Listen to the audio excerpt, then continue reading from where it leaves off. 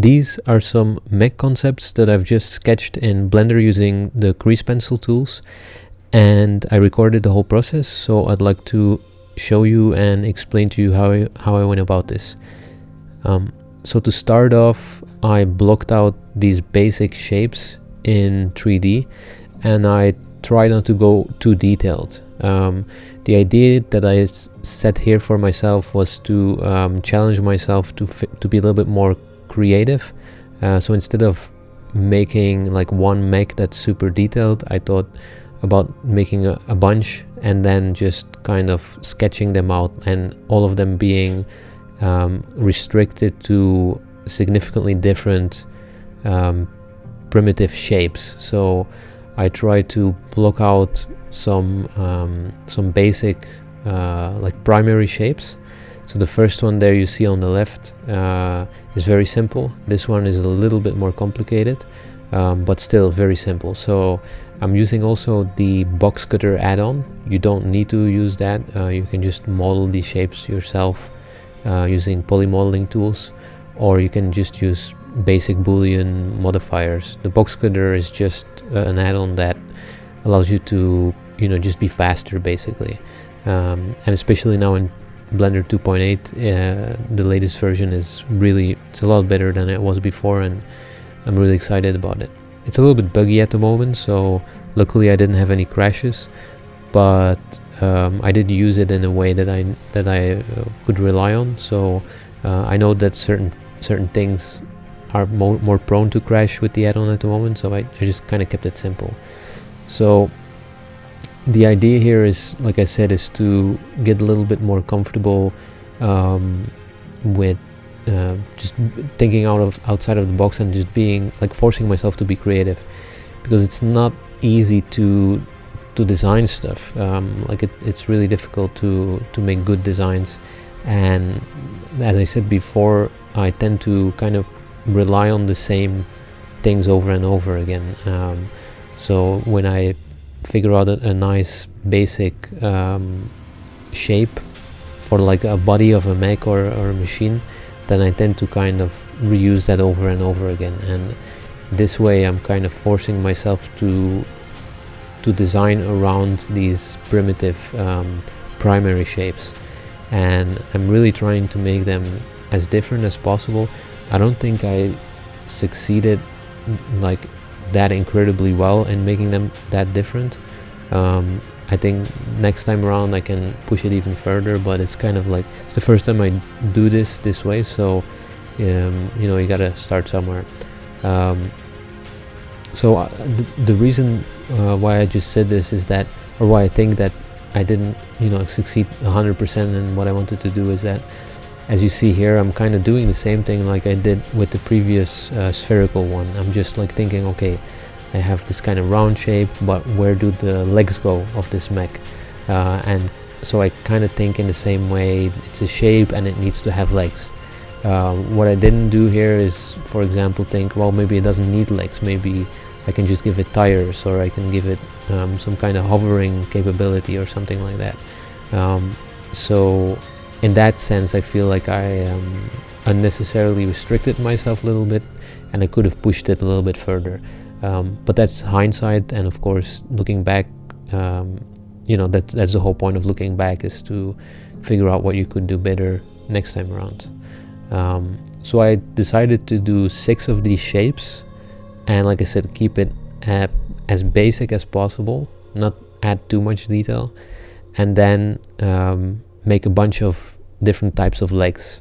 So this, I think, is now the last basic shape, and again I'm trying to do it a little bit different than the previous ones. And this one just has kind of like an eye shape in the center.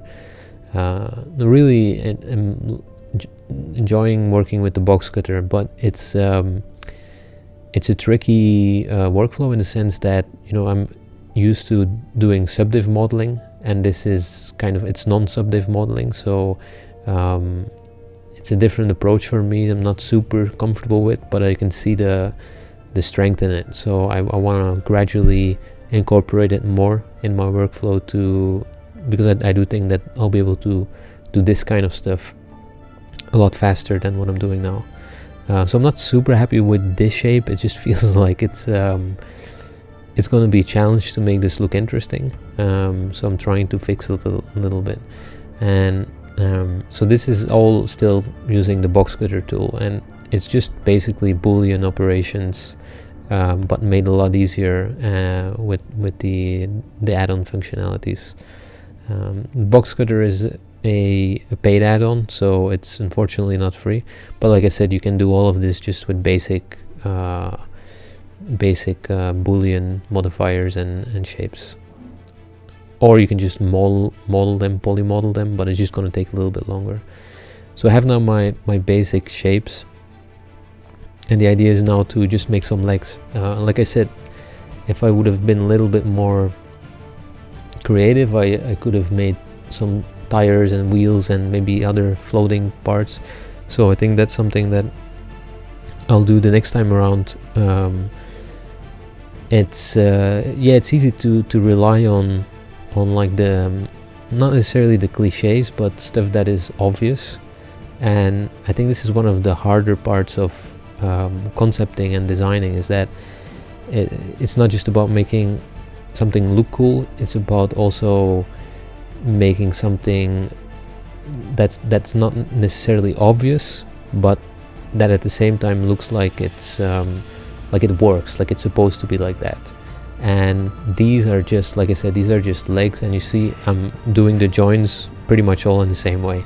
I'm just adding these cylinders, and that's because I guess it's how I've done it most of the time and how I've seen it done most of the time. But I can just, you know, if I would work a little bit harder in terms of you know, thinking creatively and maybe doing some research, then I could probably come up with a whole bunch of other stuff that's maybe more interesting. So that's something to keep in mind for myself for the next concepts designs that I do. A lot of it is also, you know, iteration, I think. So in this video I'm not really iterating, I'm just creating 6 unique designs, and I'm just making them once. And I think ideally I would sketch them out like I will do in a couple minutes, and then pick the ones that I think work best and then iterate on those a few times, and then that's also a good time to maybe decide, hey, these cylinder joints look a little bit cliche, or you know, I'm overusing them, and then you can change them. So maybe that would be a good topic for the next video, is to take one of the designs that works and just kind of iterate on them, and maybe block some of it out in a little bit more detail in 3D. So there's some really cool stuff now in the box cutter add-on that you didn't have before, and you can see I'm using one of them here. It's the the inset, but unfortunately, like I said, it's still a little bit buggy. It's not completely working for me all the time, and so I'm working now destructively. Ideally you can use the tool non-destructively, but when I use it non-destructively it crashes. And non-destructive means that, you know, when you do the Boolean operation, it keeps the modifier, so you're constantly stacking modifiers, and then whenever you want you can roll back through your modifiers, or you can just apply the modifier. And this is usually where I get a little bit of the crashes. So I'm deciding to every operation I do here is destructive, and I think that's okay for concepting as well, because, you know, and these are, like I said, these are very basic shapes, modeled in relatively basic ways, so there's not a lot of detail going into this. If, you know, if I do something wrong here on this particular leg, it's only taking me a couple minutes to do these things. So or even if I would lose this, if I would accidentally delete it or something like that, and I cannot undo it, it's not a big deal, because they're such simple shapes. So now I'm just gonna organize a little bit my scene, and I'm just trying out like which legs would work best on this body, on this primitive shape. And I'm just taking one of the legs and adding a mirror modifier and mirroring it using the body object as a kind of the mirror source for the pivot point. And I'm just like making putting them in their own little collections, and I'm setting up an empty and parenting them to the empty, because that way I can rotate the whole thing without screwing up the mirror on the legs. So the interesting thing in doing this is that it doesn't really always work out how, like in this case, in that one I ended up squashing the profile of the shape a little bit, because I couldn't really quite set it up to have a good balance with just two legs. And I'm not sure if this approach, I mean it's definitely a valid approach, and it kind of forces you to you know makes things work together in terms of like the legs fitting with the body, but they're not designed for each other. So maybe it's better to, while I'm designing or while I'm blocking out the primitive shape for the body, to also automatically set up the primitive shape for the legs that fit with that body. I don't know, I guess this is more of a kit bashing approach, and like I said, I want to kind of go through this. I don't want to linger too much on any particular acid or any particular mech. If it doesn't work, that's not necessarily a bad thing, because then it's something that you can also learn from, in the sense that, well, these shapes don't really work together, or you know, this kind of primitive shape you know works better with the different kinds of legs. Or like in this case, I think it would have been better to have this shape go together with wheels instead of legs, because it just looks weird and looks comical. But even that can be interesting, because maybe, you know, now I kind of have part of my my memory that, you know, if I want to make a mech that is a little bit comical, then, you know, doing it that way, adding tiny legs to a big body might be interesting. And I'm thinking also, I'm trying to think a little bit, okay, like what is the scale of these assets, and you know, what's the purpose of these machines? Do people operate them and all that stuff? I feel like that's something, like that's an important thing to think about when you're designing, but it's also an easy thing to forget. And I definitely, you know, it would be useful for me to kind of, instead of rushing through them like I do here, to maybe stop and think about it, and maybe adjust the design a little bit to make them a little bit more functional, because the ones that, you know, that are built thoughtfully in terms of function, they usually end up kind of better. Like in this case, I added that little the eye shape in this sphere, and I don't know, like it feels like that's the one that looks almost the coolest, and I think it's because of that eye shape, because it's something that we relate to. You know, it's an optical thing. You can start thinking, well, this is where the mech look like, that's where they look from, and maybe that's the area where the mech operators are sitting, the pilots are sitting there, and like that's kind of, I think that's kind of useful to think about that kind of stuff when designing. So now I'm just blocking out like a really simple white box human shape, so that I can place them next to the mechs when I'm drawing them, just to get like a size reference. I don't think this was, you know, necessary to block out in 3D, but it's so quick to do this for me that I think I'd waste more time sketching it out than I'm doing right now, blocking it out. And I didn't really end up using this that well. Like I thought maybe it would be cool to block out a few of them in different poses and then place them around the mechs. I think that would be cool. I didn't do that. Because I didn't want to, you know, spend too much time on the details. I just wanted to get these rough ideas out. And so at this point I'm not really so I have all the mechs kind of have a basic block out in 3D. So now I'm thinking about how I'm gonna be using the grease pencil to concept these out. So at first I thought maybe I will set a camera at a specific angle and do one at a time. So I started doing that with this one, and then, you know, like adding this basic human shape in 3D I think is actually more useful than drawing it, because then you can, while you're setting up your camera and you're looking around the mech, you kind of get a better sense for the size and stuff like that. So at the end I decided to just set up a camera and draw all of them on one grease pencil object and have them all next to each other. So I'm still using perspective camera, but I'm setting it at a very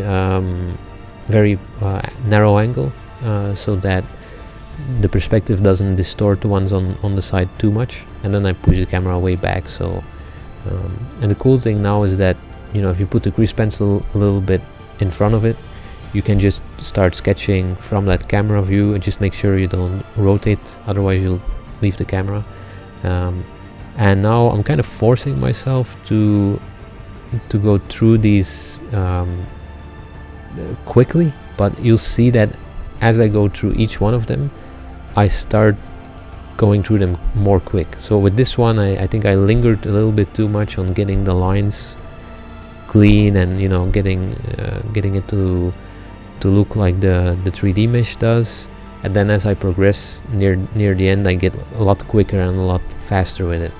And I think that's better with these, because the point of the primitive 3D shapes is not that it's the design, it's not the model, it's kind of just the, like a you know, like maybe a 10% a head start, you know, so that you have something that you can build around. But it can also be restrictive, you know, so it's important to not get lost too much in the 3D object. And then here is also, you know, a good part where you have to start focusing on how stuff connects together. So I have those wheels, or sorry, the legs just pushed into the mesh, but I didn't think about, okay, like how do they connect, how do those legs connect to the body? And then you have these awkward connections. As I go through the other mechs, I start thinking about that a little bit more and try to solve that. And I think that's also the advantage of doing a bunch of these instead of just focusing on one. In a way, it is kind of iterating, and it's forcing me to think a little bit more about different kinds of designs. So in that first one, I also added this little stick at the bottom, and the idea there is to, you know, that the mech can, if it needs to rotate like 180 degree, it would just lower that thing and then turn it. I saw it on one of, like, I think it was on a Chinese military vehicle that had that. And so this one is a little bit, it's kind of tricky. It's a tricky shape. So, and balance wise, like with those legs, I also don't really know how that thing would move in a smooth way. So it's a little bit, it's a bit of a weird one. But I decided to just maybe add some windows and maybe have it be more of a static thing as opposed to a thing that moves like an actual mech. It's maybe more like a mobile home that's able to move or adjust its leveling depending on the terrain or something like that. And I'm just trying to add some fine detail here and there, and changing the design a little bit. So at the end, I kind of like this one. I think it's kind of a cool one because it's like the primitive shape for this one is kind of, it's a bit weird. Like it doesn't really work that well as a mech, but it forced me to do something a little bit more unique because of it. And I think that's kind of the point of these exercises. So as I was working on this as well, like at this point I was realizing that I forgot to add any kind of like curves or tubes. So I added a few. When I'm drawing, I'm adding a few curves or tubes, but I totally should have added those in the 3D phase, because it's one of the big advantages of blocking something out in 3D is that you can add a lot of those primary tubes and stuff like that, and they work really well on mechs. And it's more difficult to do that in 2D. Like for me especially, I kind of struggle with that kind of stuff. So if you look at the second one, the tubes at the bottom, it looks a little bit awkward, I think. So if I had blocked that out in 3D, I think it would have been better. And it's also very easy to do with the curves, the zero curves. So this one, I think, is also, like, balance wise, it works pretty well. I like the piece at the bottom. Like it feels like it adds as a counterweight to the heavy top,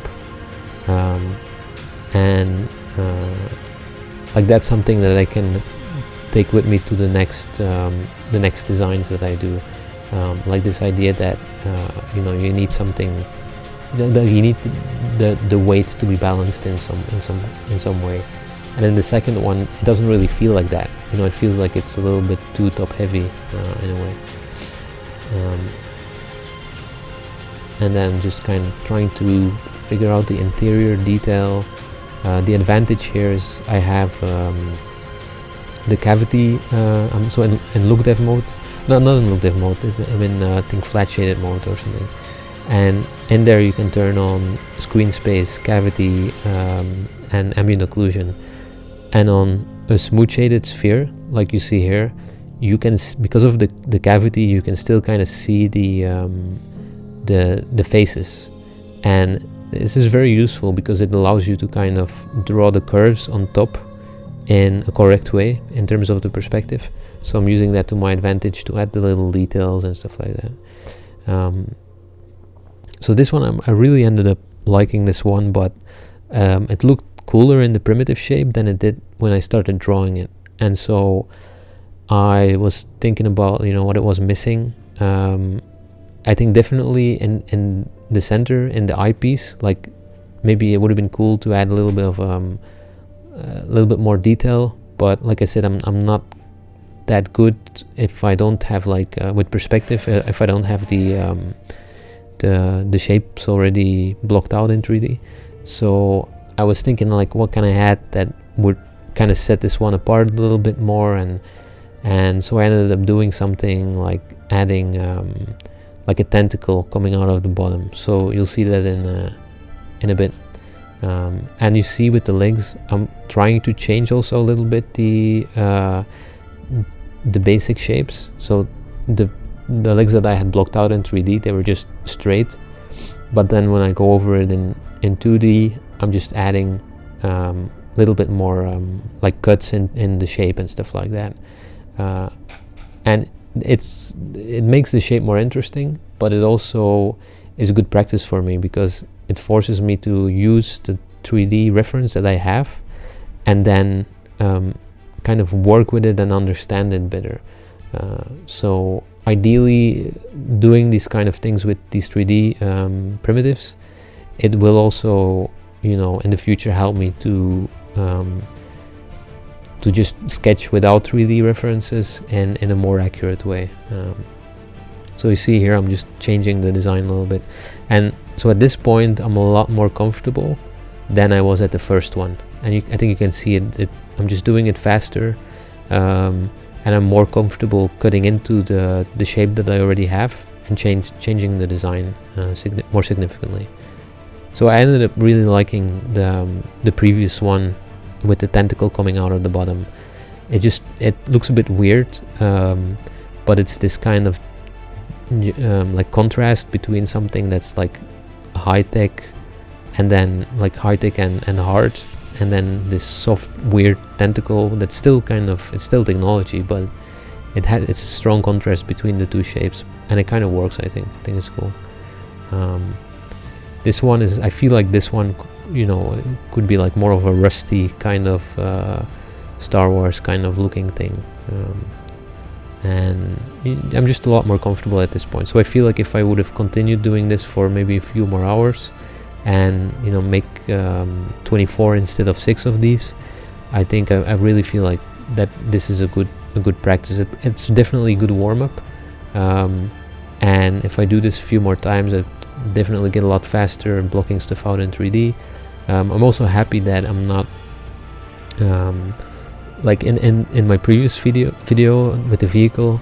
I think I spent a little bit too much time adding detail to the primitive shapes, and then it ended up restricting what I was doing when I started doing the grease pencil 2D stuff.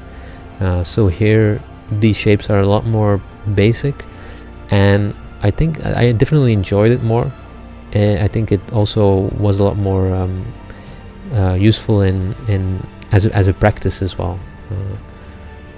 So this is a tricky one now. Like it's very difficult to make this one work for me. I didn't really like the primitive at the end, so I'm trying to make it kind of more like a vehicle instead of a mech as well, and trying to tweak the legs a little bit to make them more interesting. It's very difficult to do this for me because I just don't have that, I'm not used to doing it, but I do feel like I'm getting more comfortable with it, and it's getting easier as I'm doing it. So it's just like anything, it's just about practice, and then adding more interior detail. Again, I totally should have looked more at reference and just had like a reference library in front of me and just browsing through it. But I tend to kind of get lost a little bit in reference sometimes as well. Like can spend hours researching stuff and browsing Pinterest and stuff like that. So just adding some shading, some basic shading, and just some more details. So the only thing that's left here is I'm going to be using the shadows that I have cast in the 3D scene, and then just roughly sketch those out in a different layer to add a little bit more 3D shape to the whole thing. And like you can obviously take this further and start shading the mechs themselves. I decided to just keep it as line art, and that's what I ended up with. I hope this was a useful video for you guys. I think for the next video maybe I'll go a little bit more in depth, or whatever you guys like. Let me know in the comments if you want to see something specific. I hope this was nice for you guys. Bye.